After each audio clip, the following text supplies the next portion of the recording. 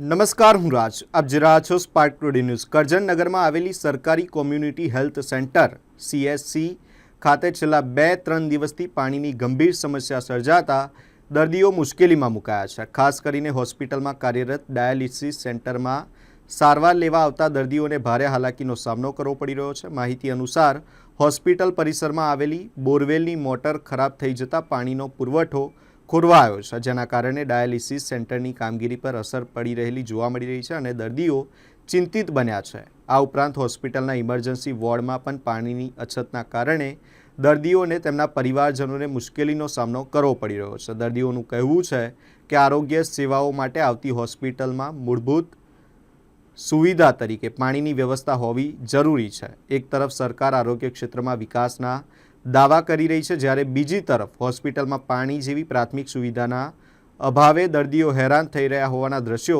સામે આવ્યા છે. સ્થાનિક લોકો અને દર્દીઓએ તંત્રને વહેલી તકે સમસ્યાનું નિરાકરણ લાવી પાણીનો પુરવઠો પુનઃ શરૂ કરવાની માંગ કરી છે, જેથી દર્દીઓને વધુ મુશ્કેલીનો સામનો ન કરવો પડે. ડાયાલિસિસ કરાવવા માટે કોને મારા ઘરવાળાને શું સમસ્યા છે અહીંયા? એમને કિડની ફેલ છે બંને. નહીં ને પાણીની અહીં સમસ્યા કોઈ પાણી હોય ના હોય તો હોપ ચડે છે.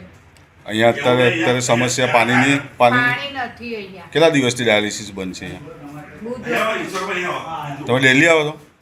અઠવાડિયામાં 2 વાર છે અમારે. શું નામ તમારું? રક્ષાબેન. ગયા બુધવારના દિવસથી અહીંયા પાણી નથી અને પાણીના કારણે ડાયાલિસિસ બંધ. કેટલા દર્દીઓ આવતા હોય છે અહીંયા? અહીંયા રોજના 6. રજૂઆત તમે કરી છે બાબા? હા, જી વાત સાચી છે આપની. 2 દિવસથી પાણીની મોટર બગડી ગયેલ હતી અને પાણીની મોટર માટે તાત્કાલિક અમે લોકલ જે અહીંના કામ કરે છે પરેશભાઈને બોલાવેલા હતા અને એમનાથી કામ નહીં થતાં અમે PIUના એન્જિનિયર સાથે વાત કરેલી.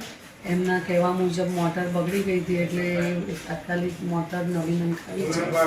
મોટર નવી નંખાવ્યા પછી પાણી ચાલુ થયું, પણ એક દિવસમાં પાછો વાયરનો પ્રોબ્લેમ થયેલો છે એટલે PIUવાળા સાથે વાત કરીને કામગીરી ચાલુ કરાવેલ છે અને લગભગ બપોર સુધીમાં પતી જશે, જેથી ડાયાલિસિસના દર્દીઓને તકલીફ ઊભી ના થાય. જે આપણા ડેલી ડાયાલિસિસના જે પેશન્ટો છે તેની માટે કોઈ વૈકલ્પિક વ્યવસ્થા ઊભી કરવામાં આવી છે છેલ્લા 3 દિવસમાં? હાજી, એટલે અમારે અહીંયાથી ડભોઈ કે પાદરા જ્યાં બી ડાયાલિસિસ સેન્ટર છે ત્યાં અમારા જે ટેકનિશિયન ડાયાલિસિસના છે એ વાત કરી અને ટાઈમ એ પ્રમાણે એ લોકોને ગોઠવી આપે છે અને ત્યાં મોકલી આપે છે. પહેલેથી જાણ કરી દે છે એટલે ડાયાલિસિસના દર્દીને તકલીફ નથી થતી.